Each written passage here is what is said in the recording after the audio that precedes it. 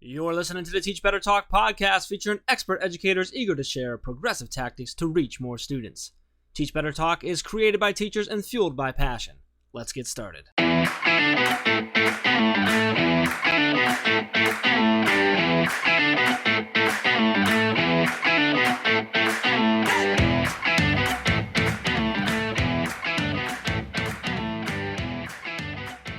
Hey everyone, welcome to episode 246 of Teach Better Talk. My name is Ray Hewart, and as always, I have Jeff Gargis with me, whether I like it or not. Hi, Jeff Gargis.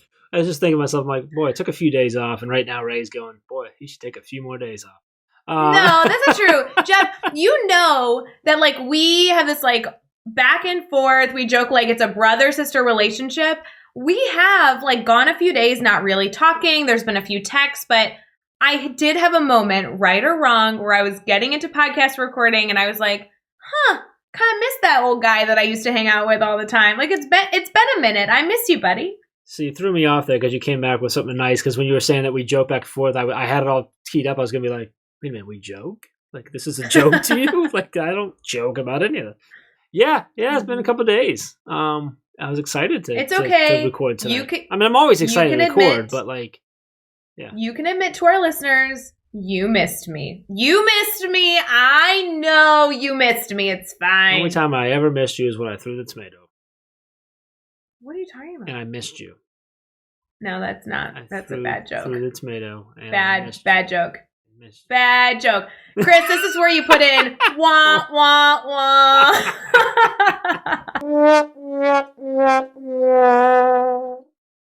Oh, bad joke. Anyway, right, moving on. So this episode, obviously, I think those who listen to know that we record these before they come out. But it's coming out next week, which is actually on the 8th, which is a kind of a big day for us. I know. You said it was coming out on the 8th, and I was like, wait. February 8th? We all know that date now. And we do. And it's a big day. We're super excited about it because something is happening with our ambassador program. Dude. What's happening? It's a big deal. Applications are opening back up. Yes, it's like one of the most common questions I get. Honestly, is so what's up with the ambassador thing? How does that work? I'm like, well, it doesn't matter because applications aren't open. But here's what it is. Well, now it's well, I'll tell you what, buddy. Let me tell you something there, buddy. I don't know why I'm talking like that. But they're open. And I think best of all, because we have several people who are like, hey, I saw ambassador applications are coming soon. Last time I couldn't get my applications filled out fast enough because they closed really quick. What has anything changed? And stuff, they're ready for it. We're it's okay. We'll open them for 3 weeks. You've got a lot of time to do it this time.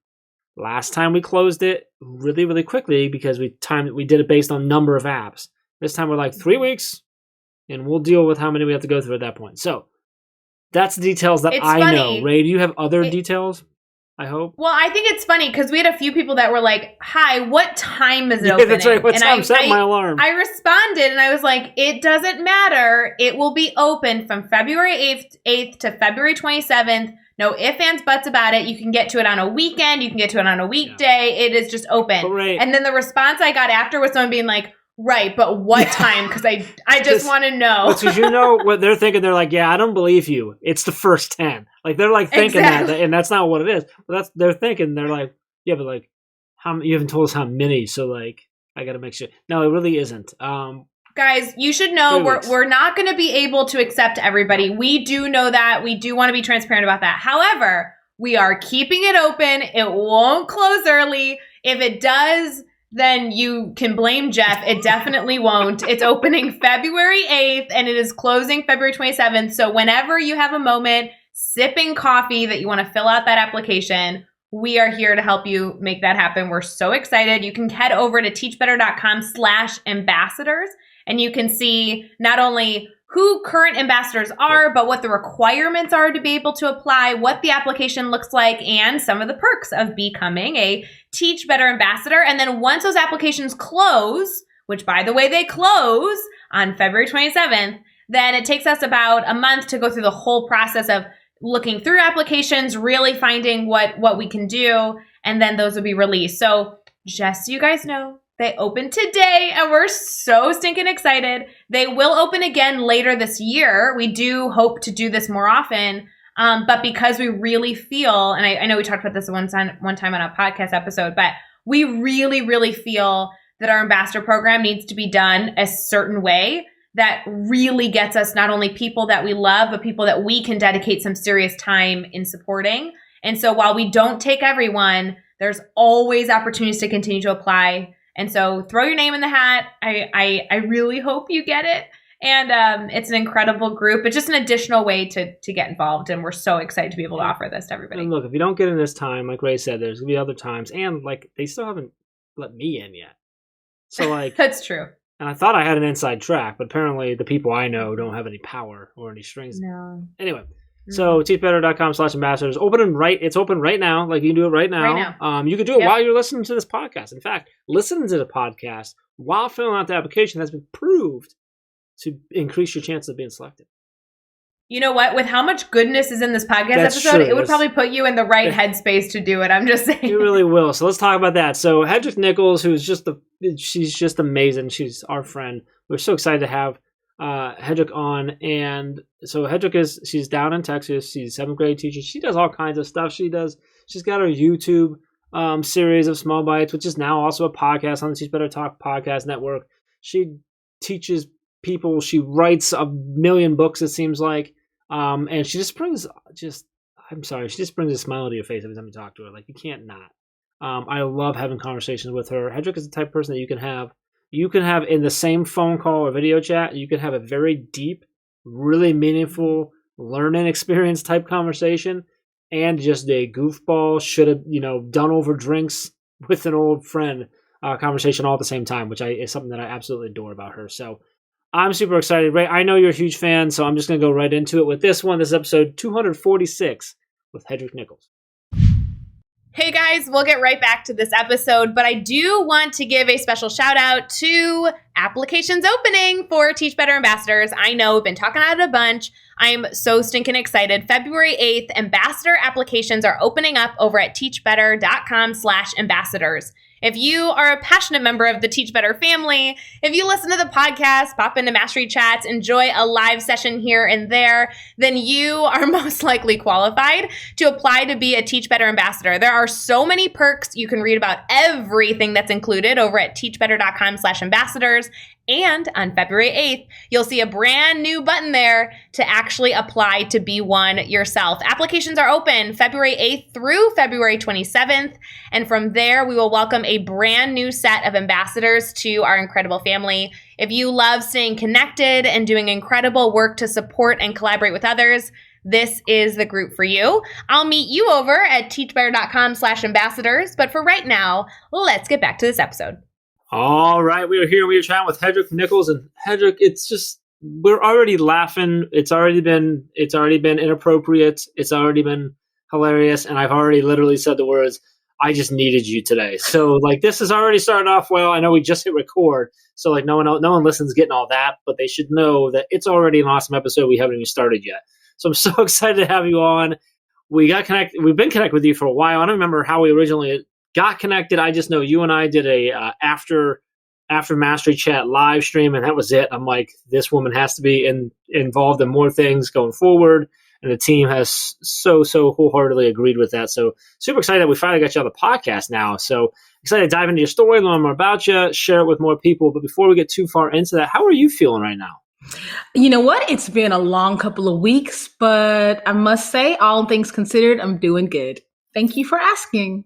Jeff, I'm so glad that you started kind of telling the story of how we all got connected, because I feel the same way. Like, the moment that I feel like we met, I was like, ooh, I need this person in my life forever. So if you're listening to this right now, this is going to be that kind of episode. So just get mentally prepared for those shenanigans and mic drop moments. Before we get too far in though, Hedrick, would you mind telling us a little about yourself? How do you answer that age-old question of like, hey, like, what do you do? You know what? I try to keep, there's so many hats. So I try to get the elevator spiel right down. And I say, hi, I'm Hedrick Nichols, an educator, author, and host of Small Bites from North Texas. And that's it. Wait, that was so good and concise. That was, I mean, it didn't touch on all of the things you do, but that was a good snippet right there. I thought so, because other than that, I said, well, I'm actually at my school. I teach 7th grade EdTech, and I'm curriculum writer for our district, and I'm district team lead, and it's like, and I'm a mom. And there's all these little hats. So I got it down to 3 seconds. There you go. I love it. Let's dive into one of the things that you mentioned there, which is small bites.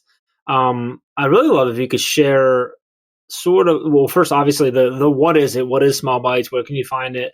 But also sort of what led to that? Where did that come from? What made you start that? And how that process kind of got going for you? Well, the last couple of years, I keep kind of getting thrown into this, I call it my recurring OBF role, one Black friend role. And that started kind of back in elementary school. I was the first generation of kids who, spent K through 12 in integrated schools in Texas. So that was kind of a unique experience. They were remixing, redistricting, busing, and all that kind of stuff. So I ended up being the only Black kid in my class a lot. And that came back several times. I moved to Switzerland. I wasn't the only kid in my class. I wasn't even the only teacher in my school. I was the only Black person for miles or kilometers. So just that keeps coming up. I worked as a worship leader here at a church in North Texas, and it was a Lutheran church, and Lutheranism kind of comes out of like Wisconsin and stuff, and there are not a lot of Black people up there, and they're also not a lot of Black Lutherans. So just, like I said, just keep coming up. It kept coming up, and I thought, okay, this is telling me something. What do I need to do with these lessons that I am, I've learned lessons as a student. I've learned lessons as a teacher. I've learned lessons as a citizen, a mom, a human. How can I use all of this to better my practice and the practice of other teachers? So, sorry. Last couple of years, I started writing a book and just kind of, all right, I'm going to get it done. I want to get it done early, I think 2018, 2019. And then finally, last year when the George Floyd thing came, sorry, long way around, when the George Floyd thing happened, when George Floyd was murdered and the protests broke out, about that same time, my son got as tall as I did. Now he's taller, and he started growing facial hair, and his kind of silky German Black American curls kind of got real rocket out weekend looking. And he started wearing the wild musician's afro. So the world started to react to him differently. So between those two things, I literally woke up, I think it was early June. And this idea was in my head, and I wrote it down and got it down and set it up. And I thought, talk to a few people. Hey, what do you think? Is this valuable? Oh my God, yes, go for it. And that's how Small Bites was born. So now give us sort of the what it is, like what is Small Bites and what can I get from it and where do I go find it? Small bites of equity. How do you eat an elephant is the tagline. One small bite at a time. Equity strategies for busy people. Because I knew then that, quote unquote, it was going to all blow over, that we would be, oh my God, did you see that man? Oh my God, he was lying there screaming, he can't breathe. And everybody's going to be outraged for about 5 minutes, which is kind of what happened. And there was a small window to get in and say, hey, what are we going to do going forward as citizens? What are we going to do going forward as educators to make sure that not only are our communities equitable, but that our classrooms and our campuses are more equitable? What do we need to do to our curriculum to make it more representative of all the people in our country, to tell history from every perspective? So that's kind of what I started. I just started doing a small, short 5 minutes. They're rarely over 5 minutes, almost never over 6, except for once every 10 episodes when I do a live. And I just usually start with a vignette that is often either connected to something my kid experienced or something that was in the news cycle. And then the last couple of minutes are all about strategies. And I give you 5 strategies, and they're by time. So if you have 20 to 30 minutes, do this. If you have 15 to 20 minutes, do this. If you have 10 to 15, and there are even 0-minute strategies so that people who are, 1, completely busy but see the need, or 2, just overwhelmed when you say things like dismantle racism, which is a real thing we need to do, but I don't know what to do with that. What does that mean? What is my first step? What can I actually do to dismantle racism? You know what I mean? It's kind of like, all right, there's a building, go knock it down. It's like, but I don't have a wrecking ball. Do I play Miley Cyrus? What do I do? You know? And so you just kind of have to give people a place to start. And I guess my target audience is people who might not be so convinced that that there's a need to really change the way systems disenfranchise certain populations. So yeah, that's Small Bites. And what I really love about it is that you break it down, you have fun with it, you're real, you're sharing these stories that connect people to it. And I really love how you really do. You break it into small bites, all these little things. You're like, hey, if you got 10 minutes, do this. If you have 5 minutes, do this. So you can really just pick and say, hey, I'm going to do this. I only have a few minutes, but I want to make a change. Or maybe if I'm not someone I don't necessarily believe the change needed. Maybe I just want to test it out a little bit and I want to try it. And so I can now get into it. I don't have to feel this overwhelm, right? I can actually start to make progress. And if I start following along every week, that progress is going to add up. And I think that's where the power is there. And now it's turning into a podcast as well, because it's been a YouTube series where you go live on, is your lives on Fridays too? Lives are every 10 episodes, probably going to every first Friday soon. Gotcha. Okay. And now it's a podcast. Yes, I am the newest Teach Better team baby. So actually, newest. Yes, I'm super excited about that. I am a member of the Teach Better podcast. Better today, better tomorrow, and the podcast to get you there. I love it. We're super excited to have it on because I really love what you're doing. I think it's really important work. So super excited about that. All right, I want to dive into this. Is a question I was excited to share or ask you. It's always my favorite question. I say it every time on here that I feel fortunate that I've actually failed as much as I have in my life because it's what has built me into the person that I am today and taught me the lessons that I use today every day. So I love hearing other people's stories and not necessarily the failure, but the lessons that they're learning from there, right? So I'd love for you to share a story with us about the time you've had a failure and then tell us how you got over that, how you got through that, and then what you take away from that experience. It's funny when you sent me the document to kind of think about the questions. I just been in a chat where the question was about loss, and I went to find it because I'm going to go ahead and read it. I actually put it in the document. It says, honestly, I have lost a mom, a husband, a father, friends, and relatives. I have miscarried. I have divorced. I have started from scratch on 2 continents, and I've spent 10 of 17 years raising a man-child on my own, at least 350 days a year. If it doesn't kill me, I've learned that I will manage. I just find that, like you said, when you fail a lot or when you hit walls and hurdles a lot, honestly, Jeff, you learn that, okay, we're here again. Let's do this. It's like driving through snow. If you live up where there's snow, you don't freak out. You put your snow chains on and you make sure you got extra gloves, the heavy ones with the leather outside so that your hands don't freeze up while you're trying to put your chains on. Or, you drive a Subaru so you don't have to have chains. If you live in, seriously, if you live in Texas. I love that you think we're all driving in chains up here. Like you forget, I lived in Switzerland. So I have been in alpine temperatures trying to put chains on. Again, I've done it all. So, I don't know about all, but that was, it snowed about 3 weeks ago here in Texas on Sunday. By Sunday night, it had melted mostly all over the Metroplex. And Monday morning, they still had late starts places because of the snow. You know what I mean? So if you've been in deep water or deep snow or deep bleep a few times, you realize that you just shovel your way out a little at a time. And that's what you do.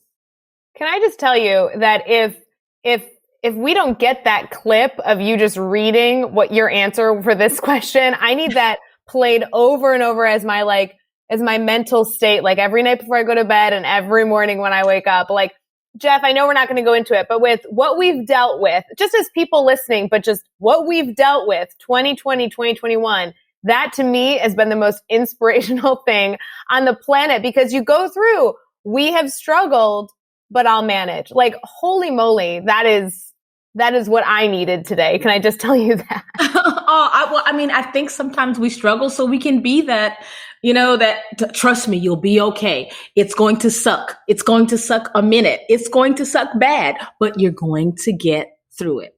Just keep moving forward. And that's the biggest thing I've learned, that failure is only permanent if you allow it to be permanent. Other than that, it is a temporary state, and there's only one way to go from bottom is, up. I'm just saying for everybody, if you need to rewind 15 seconds to hear that again, I'll be with you in that department. So just feel free as we go through this interview. So good. I have to tell you, I love small bites. I know that we've kind of moved past that into these questions, but I just need you to know I love your podcast. Like, I have my podcast that I listen to that I don't necessarily always talk about to our audience. Some of them are education related, some of them are not. And they make me better. They give me what I need in my morning.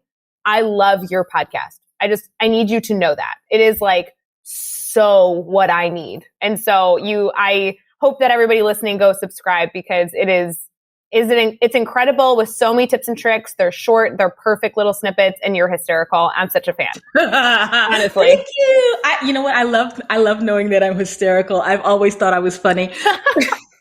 You are funny. You get the funny award for sure. So I have to know, so you do so much. And I know we joked earlier, like, you don't even share how much you actually do. And I love all the work that you do, and I only probably know half of it. So with all the work that you continue to do in education, if you had to pinpoint what gets you excited about where we are right now, which I know is so challenging of a question, what do you think is really fueling your fire and keeping you excited about what you're doing in education right now? Okay, rephrase that, because I'm not sure, when you say excited, are you talking about what is the most exciting thing that I personally am doing for me that just feeds my soul? And when you say education, are you talking about things for school or about, educating people generally? So, well, I should preface, there's really no wrong answer here. Let's be honest, however you want to take this question. But specifically, question 4, we usually ask people, like our guests, kind of what is exciting them about the work they're doing. So maybe we'll start there. Writing. Done. No contest. Writing is the thing that gets me. I just love to write so very much. So being able to release a couple of books, and then I have my teacher strategy book that is coming out sometime next year, and I've been writing on that, and then it's in focus group, and I had also a couple of people that I wanted to review it. And so writing, I just love writing. So I'm in school, and I just started an accidental club, I guess, because I have some kids who, when they write, like in the Zoom chat, they just tell me these wonderful, beautiful, and incredible things. And they want to kind of work together and do some extra things. And those things are also having to do with writing. So writing. Okay, I have to get off topic here for a second. I'm shocked by that answer. Your books are amazing. And I know that we're going to be giving some away here in just a few minutes. But I have to know, you have such a bubbly personality. You're such a good talker. You're so fun and energetic. I think that would be hard to translate into writing. You find that to be exciting? I think that's actually so challenging. And can you be good in both areas? How is that possible? Why are you so talented? You know what? I'm just a goofy nerd. So that just, that either works for people or it doesn't. I get a whole lot of flatline emoji faces from my students. I just tell them cringy is the new cool. But honestly, writing, if I never said another word for the rest of my life, if I had to choose between talking and writing, I would write. Oh my God, please don't ever choose between those two, because I'm such a fan. Honestly, I feel silly because I love your books. I see them all over. I was just telling you before we started recording, I just saw somebody tag me on Twitter saying that they were reading your books. So I love that your books exist, but I consume so much of your content via video and audio. So please don't stop. I guess either of them don't stop. I'm going to transfer here to asking you about advice. I think there's so much advice that you continue to give. I listen to it all the time. I know your books are chock full of them. This episode already has been so full of advice. What type of advice would you want to give educators? What's the one piece that you want them to leave with? Don't let the opportunity that we have right now go. without really reimagining what you want for your classroom. Whatever it was that you decided you wanted to be a teacher because you wanted to, whatever that thing is, by the time you finished your first year, you knew that there was a box that you kind of had to get into.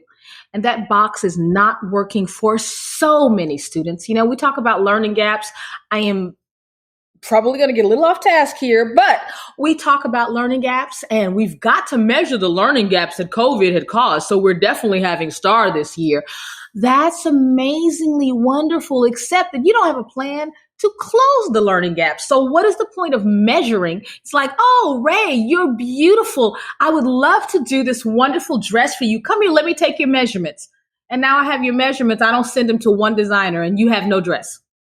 But your closet is empty and you need clothes. And that's what we do. So I am saying to educators, my big advice is find a way to do what you need to do to create change, because the system is really not working, and it's not going to be COVID. They're going to try to blame COVID for everything. COVID is a scapegoat, but it is not the real reason that kids are losing learning. I mean, the real reason is that the foundation was already shaky for so many kids. So yeah, I'm sorry. They just decided in Texas that it was going to be mandatory for STAR to be taken on campus somewhere, and that schools could, you can use hotels or event halls. And I'm thinking, where's the money for that? And since my school is a charter that services Blacks and Browns who are dying at least three times more than others, and you're going to force them all into rooms, not give us Lysol, not give us supplies, but you want to measure the learning, the gaps that we have not closed since the 80s. We haven't moved that needle since the 80s. I'm going to shut up now. Ray, you're looking for that mic drop moment. Holy cow. There's been like 12. What do you do with this episode? Right there. But Hedrick, that's such an incredibly important point in that we do. We talk about this gaps, but we're like, what about all the gaps that were already there? Like, that's so true. Okay, well, that could be like a whole other episode that we may need to have to really get into. All right, so Hedrick, before we get into the 6 questions that I'm going to throw at you really quick, you are super awesome and said we want to do a giveaway. So what are we giving away? Can you tell us what we're giving away real quick? Yes, Sleeping Bear Press and Cherry Lake Publishing decided to do a Racial Justice in America series. 6 books were planned, and the designer of the series, Calissa Wing, she did an amazing job. And there are 3 authors that authored those 6 books. I authored 2 of them. And one is What is the Black Lives Matter Movement, and what is anti-racism. And they're really amazing books. They're actually trade books designed for schools and libraries for middle schools. But they give not only just the kind of surface stuff you find when you research a quick what is Black Lives Matter Wikipedia. They really go into historical context to help people build, let me use an Abby French phrase, to help people build historical empathy. When you are not used to hearing Black Lives Matter, when you interpret that as Black Lives Matter, nobody else, as opposed to Black Lives Matter too, then there might need to be some context that you can read about, look at, research, look up, to provide you with the context that makes you really understand Black Lives Matter too. Hey, we're dying more than others. Black Lives Matter too. And that's kind of where the books are. They talk about the historical context, how we got to where we are now. And even, for example, the anti-racist one has race as a social construct. Most people don't know race. There's only the human race. And whiteness, it really doesn't exist. There's German, like you would say Black American, Asian American, but you don't say German American unless you're maybe just coming here, or Italian American. Once you get over a couple of generations, then you're just white. And the people who are not a white or Middle European race heritage of European heritage, then you have a hyphen. And so it talks about that. The anti-racism book talks about that as a social construct. And when you read it, it's like, hey, that's true. How come we don't say German American? Or how come we don't say Irish American? Only people who have really strong ties to their communities do that. But generally, it's just white. You know what I mean? On your census, it says Black or African American, but it does not say, German American, European American. It says white. And white it's kind of, we made it up. So 2 very, very important books, very informative books, well-written books.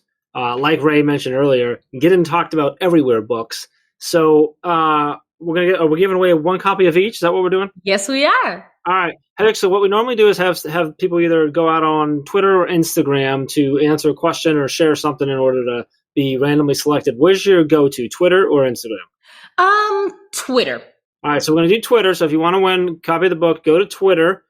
Make sure you tag @TeachBetterTeam, #TeachBetterTalk, and Hedrick, for everyone listening, your Twitter handle? At Hedrick, but tag hashtag small bites because that's the hashtag I use. There you go. All right. What do we need them to answer? Something short and sweet. It can be a question that they can answer, a thought they can share. What do you want to hear? What do you want to see, I guess? A thought. What are you doing to celebrate culture beyond this month? And that's for Black History. That's for Hispanic Heritage. That's for Indigenous Peoples Month. I'm kind of like over the whole month thing because if you think about it, the Pilgrims came to Plymouth Rock, but they were already, Powhatan Confederation was already there. So that's a part of our history. You know what I mean? We can't look at one without looking at the other. So there shouldn't be Indigenous Peoples Month. We should know about the tribes on whose land we live even now.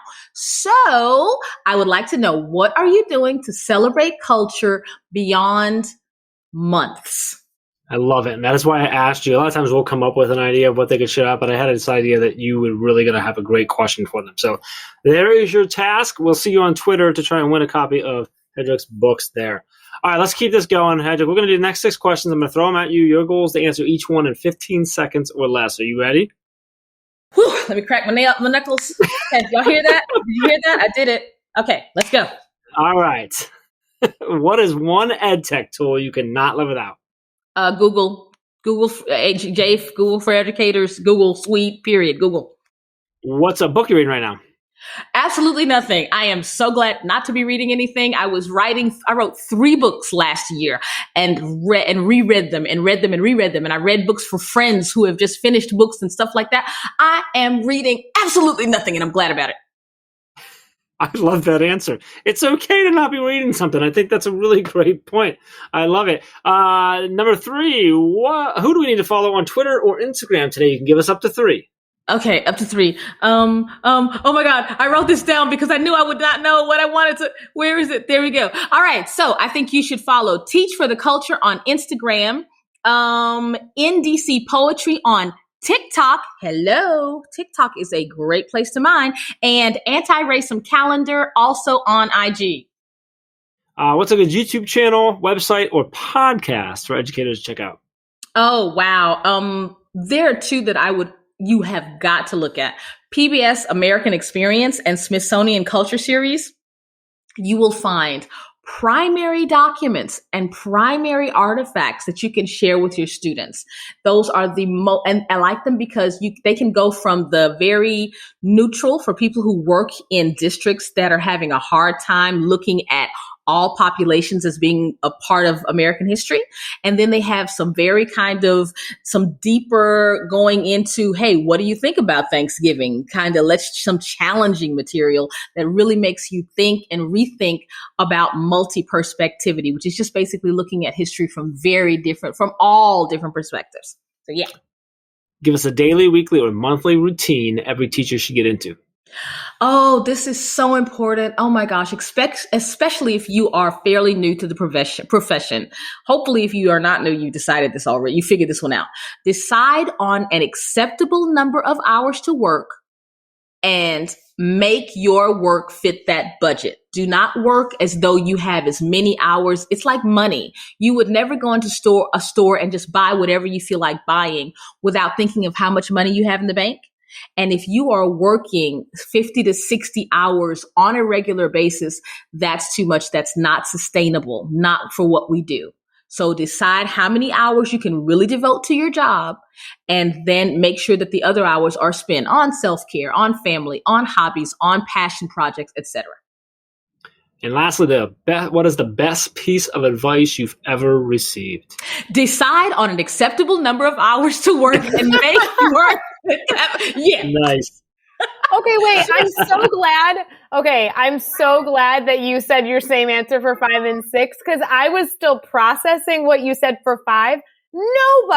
Nobody has ever explained work hours the same way as a budget. Why do you explain things that always make sense to me? I don't understand. What is this skill? My gosh. That's funny. I don't know. I guess it's a gift. That's a gift. That is not a skill. That is actually a gift, because I never know until people go, oh, wow, that makes so much sense. But that's how it is anytime I'm with you. Anytime we're talking on a live, I'm listening to your podcast, you explain things always in a way where I am the goof with my jaw open being like, oh yeah, why didn't I ever think of it that way? Oh, thank you. Oh, thank you. The voice, the wise sage here. Oh, thank you. My gosh. That's so thank good. You. Jeff, I think that's trophy worthy. And when I say think, I mean, I knew it all along, and I'm not even going to take your vote into account. Yeah, I actually already sent it before the episode started. Yeah, it's ridiculous. I just had an idea. I just knew. Ridiculous. I'm still struggling with the answer you gave to answer 2. If everyone wants to rewind and go back to that, I'm still thinking on that. And now we're all the way at the end, and I'm supposed to ask you how people can stay connected. But holy moly, if you're still listening to this episode and you're not convinced to be connected, you might as well just direct message Jeff or I, and we'll try and talk some sense into you. Can you share with our listeners how everyone can stay connected and continue this conversation going? I love this. I hated my name growing up. It was so different and weird, but I am the only person with this name spelled like this in the whole world. So it's Hedreich. And I just say that because I taught my kid everything with a song. So if you can spell Hedrick, Hedreich, then you can find me on Instagram, find me on Twitter, find me on LinkedIn, find me on Facebook, find me on Voxer. Did I miss anything? My website. I mean, yeah, Hedrick. That's it. At Hedrick Nichols, everywhere. And you can also find some old school Hedrick music videos as well. You don't even have to look that deep. So make sure you know how to spell that. Let me say something really important. Okay, so the song that you will probably find is a song about F. And I just want you to know it's a song about Facebook, because just never mind. I just want you to know that it's a song about Facebook, because whenever my students find that, they always go, Miss Nichols, what are you singing about? And it's a song about Facebook. So just saying. There you go.